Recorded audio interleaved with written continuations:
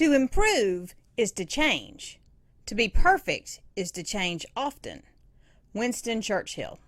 Well, today on Growing Hope, we're going to continue down this road, down this path to be perfect by admitting the problem so we can make room for change. It's time for Growing Hope, the show determined to grow up hearts open to pursue the extraordinary. Because you are extraordinary! And now, live from a little cabin in the woods, nestled along Big Spring Creek, it's your host, Kathryn Lang. Hello there, and welcome to Growing Hope, where we come together to have fun, make friends, and find ways to be relentlessly helpful. I am Kathryn Lang, and I am excited to be with you today as we continue this process of admitting, accepting, and moving on so we can have a balanced life. In my own journey, I've recently become aware that I can admit the problem and then find creative ways to ignore it. Or I can admit it and then dwell on it until I become paralyzed. But when I admit it and then accept it, I can take the action to move on past it. So let's go back to my garden. In 2005, over 100 people traveled from all over North Mississippi and North Alabama to tour iris gardens in this area, and mine was one of those gardens. The next year, I doubled the potential of the garden by when I was gifted about 100 variety of daylilies. That's a lot of daylilies. At any point in time, there was something blooming in my garden, and now there was going to be so much more. Well, the next year, I did nothing. Now, I did nothing because I was sick, and I wasn't able to get out and do anything, and it was really something I longed to do. As a matter of fact, when I started getting better, being able to get out and see the fresh flowers is kind of what helped me heal. But I wasn't able to do anything that year. And then the next year, well, that was the year of the Yellow Jackets, and we all know how that turned out. And well, the next year was the year of the tornadoes, and the next year my mom passed away, and one excuse or one reason after the next came along, and an excuse or a reason, one is as good as the next, so it didn't really matter which ones I took. I could have continued to remember just how good it was, and I could have continued to regret that I didn't get things done, but instead I made the choice to admit the problem. And then I kept admitting the problem. Because it's hard to deny the problem when you're looking at the problem every day, but all I was doing was admitting that there was a problem. But this year, this is the year I accepted that I had made the choices that got me to where I was. And I couldn't undo a single one of those choices because they were in the past. They were things I had done. This year, I accepted that if I wanted different, I would have to choose different. This year, I took the first step. Just a little step, just a little bit, just a little action. And if I'm honest with you, since we've been being honest, then I'm going to have to tell you that I've only completed a little bit of my garden this year. I have a lot more to do, but I'm not focusing on what I have to do. I'm not focusing on where I was. I'm focusing on doing just a little bit.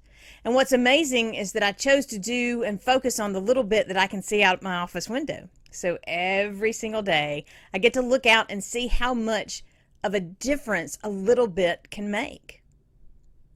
This year, I chose to admit that the problem was mine. And I accepted my role for getting here. I made the purposeful choice to do a little bit, to move. So I admitted, I accepted, and I moved on. And when things get overwhelming in my life, in any aspect of my life, that's the same process I know I need to take. Admit there is a problem, accept my part in the problem, and move on to the next step, the next choice, or the next possibility. Or, to be more specific, admit that you are the one, you are the problem. No matter what outside forces pressed against you, it's your choices that got you here. Accept where you are, because where you are is where you are. wishing different, hoping different, that's not going to change anything except the current location. Acceptance creates room to go. Then plan for where you want to be. You can get there if you know where there is, and then if you make a purposeful and intentional plan to get there, a little bit at a time. Then let go of the past. You can't change yesterday, no matter how hard you try. You only waste your time and resources trying. And finally, move on into the new possibilities, one little bit at a time. Take one step into the life you want. You can get there. The question you have to answer is, what will you choose? If you stay where you are, then that's your choice. You can stay there. It's perfectly acceptable. Or you can choose to go where you want to go. You can choose to become what you want to become. If you want to stay where you are, then you're not going to have to do anything different. But you have to remember that you won't have anything different. If you want something different, you have to make different choices and take different actions. If you want to have a balanced life and you want to live in purpose and on purpose, then you have to make the choice to admit there's a problem, accept your responsibility, and then move on. Sometimes we don't want to admit that there is a problem. If we do admit that there is a problem, then we don't want to accept that we have any responsibility. It's easier for us if someone else is to blame. But as long as we continue to look at others, we will be stuck where we are. After I had my second son, I changed how I looked at food, and I changed how I looked at weight. In the process, I released 30 pounds in just 12 weeks. It was amazing. It was so refreshing. It was freeing. I stopped worrying about the scales. I started enjoying mealtime again with my family. We even began having desserts on a regular basis. No more special foods. No more special plans. I learned to listen to my body, and my body began to guide me to its balance. And then I got pregnant with my third son. And the doctor gave me directions that completely contradicted everything I had just learned and implemented in my life. He told me to ignore what my body told me. And that wasn't the only contradiction. He dictated a whole series of them. But I knew better. I knew better. I chose to listen to him because he was a doctor, so he had to know, right? Besides, listening to the doctor means that anything that happens thereafter is not my responsibility. Right? No. I had even more responsibility than I would have had if I hadn't known better, because I had been walking down the path that worked for me, and I chose to ignore it. So my responsibility was even more. My position was even worse. My river of denial grew in proportion to my ignoringness. A picture that had been taken without my knowledge was shared on social media during this time, and my ignoringness wasn't cutting it. It was obvious. So I admitted there was a problem. But it wasn't me. I blamed the doctor. I blamed my age. I blamed society. After all, society wouldn't accept me where I was. So I blamed everyone and everything but me. If you've been listening to me lately, or you've talked to me, you know that I have had my aha moment recently where I not only admitted the problem, I accepted my choices that got me where I am. It was my choices, not all at once, but a little bit at a time, that got me here. It was not anyone else's fault. I wasn't happy about it, but I did accept it. And when I did accept it, it required me to make choices, new choices, to get me to where I wanted to be. It allowed me to move on. So you can live free. You can live in purpose. You just have to find your way to admit, accept, and move on. So first, you're going to have to admit that you are the problem, or at least you're responsible for the problem. And you have to admit that there is a problem. We used to have a pool that we treated with the BBB method, which is bleach, baking soda, and borax. Done right, the method costs less and it works great. Done right. Done wrong, not so much. It's more expensive and it's harder and it's way more frustrating. Now, the first year I followed the guidelines in detail, but the second year I made my adjustments, my own adjustments. I made my system to work for me, and it didn't, because it couldn't. They had put in the research, they had studied it, they knew what needed to be done, but I tried it my way. And then I blamed the chemicals. They were too old, so I ordered new ones, costing more money. Then I blamed my husband because he hadn't gotten enough bleach, so I got more. And then finally I admitted that I was the problem. And when I made the changes back to what worked, it started working again. A second thing is that you have to accept where you are. I want my show garden again.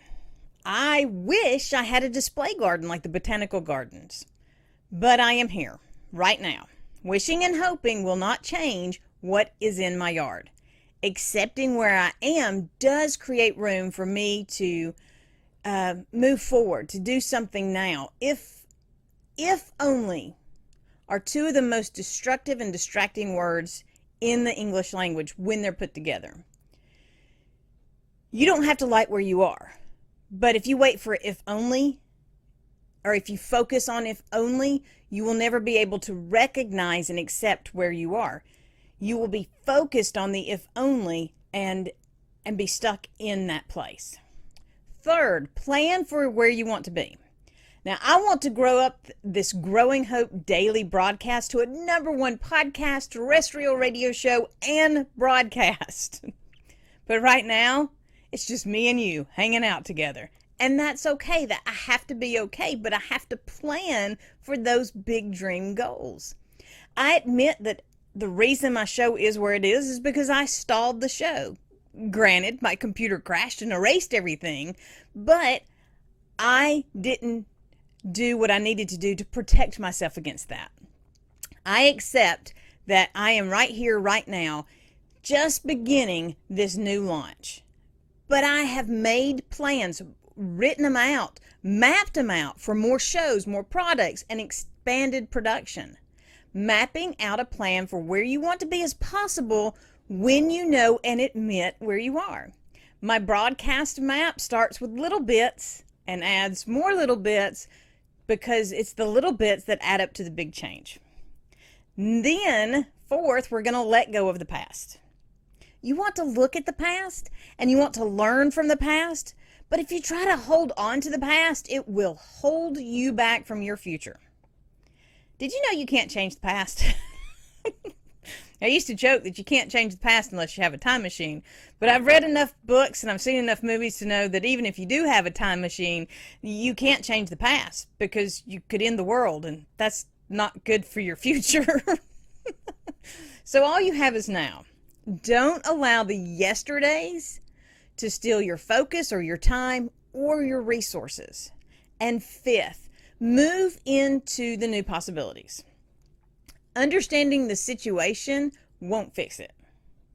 You can review your finances for days. You can map out a new budget that would make Dave Ramsey shout out loud. But if you don't move into what you're planning, then you'll never have the change you're planning for. My house was out of control. Now, I had been focused on an event that was coming up, and then I had been gone for that event, so my house got neglected for over a week. But there had been other people living there, and other people could have done stuff, but they didn't. And even all of my mumbling and stomping around didn't get them to do anything. So finally, I picked up all of the random piles of trash. And then later on, I spent a little bit of time sweeping the floors. And then later on, I spent a little bit of time clearing the kitchen. And then slowly but surely, the little bits added up and I had a clean home. If you want to get there, you're going to have to move. Now, no problem is too big or too overwhelming or too much for you to take control. Bruce Lee said, if you think a thing is impossible, you will only make it impossible. So the reverse is also true. If you think a thing is possible, then you can make it possible. And how you think about a thing begins with addressing the thing in the first place. You have to admit there's a problem. It's up to you. Go to the mirror and look at that person. That is the only one that can hold you back from pursuing your unique design. That is the only person that can push you to move to where you want to be. It's up to you. If you want to live out your possible life, your possibility life, and if you want to find the balance that's going to get you there, it starts with admitting the problem. But what does that look like? Well, first it means that you have to change your mind. Nothing changes until the mind shifts. Change what you see, change what you say, change what you believe, change what you put into your mind, and change what you hang around. Second, it means that you can only fool yourself for so long. You can avoid. You can ignore. You can excuse yourself. You can blame others. But eventually you'll either come around and stop fooling yourself, or you'll hit a brick wall. And that's going to force you to see things different. Third, it means healing begins when you expose the wound. You acknowledge the wound to yourself or to others. You then clean the wound that you've exposed. You protect the wound. You maintain the wound until things get better. Fourth, it means that you have to be honest, because it's honesty that makes a way for change. To be honest, you have to rip off those blinders. You have to provide real evaluation of the situation. You have to allow for raw exposure. You have to root out the real reasons, and you have to reveal the need for change.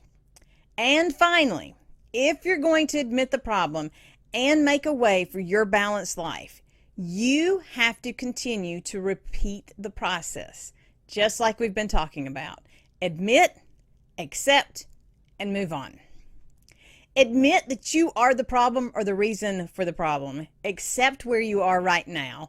Plan for where you want to be. Let go of the past and stop letting it drag you down, and move on into your new possibilities, one little bit at a time. Admitting the problem leads you to the balance you need to stand strong and to walk bold. It's hard to do anything without balance, and it's hard to have balance when you don't admit the truth about the situation around you. I mean, can you imagine trying to have balance when you won't even admit you're standing on moving ground or on a boat? If you don't admit it, you can't make the adjustments to get your balance. The truth doesn't just set you free. It gives you the tools you need to have your balance. Once you get your balance, you can live your big dream goals. You can, but it's up to you.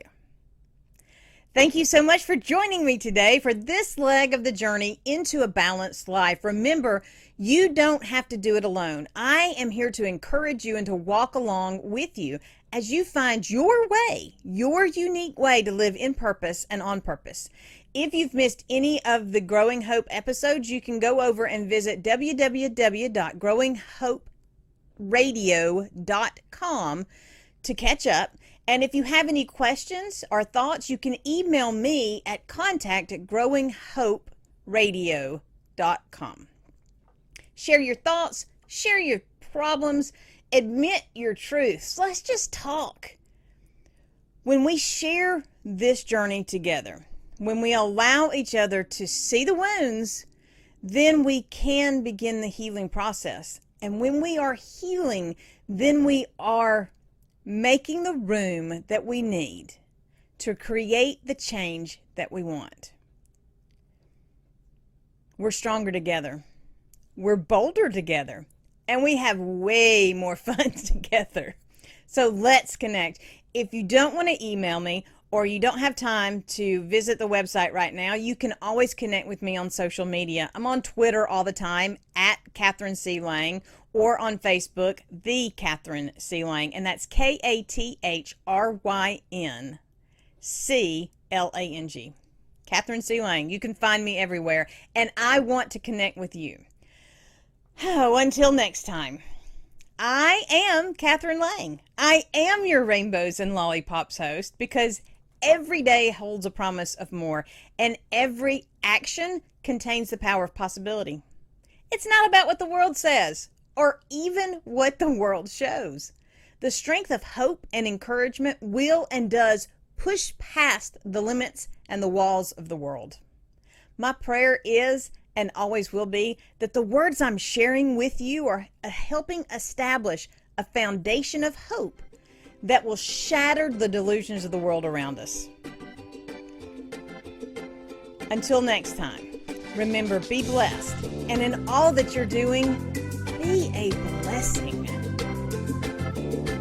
Thank you for joining us for Growing Hope with Kathryn Lang, where we are sharing hope, encouragement, and inspiration to do more. Visit www.kathrynlang.com to invite Kathryn to be part of your event or to share your own stories of possibility living. Until next time, remember that a seed of hope planted and nurtured will grow up into a world of possibilities.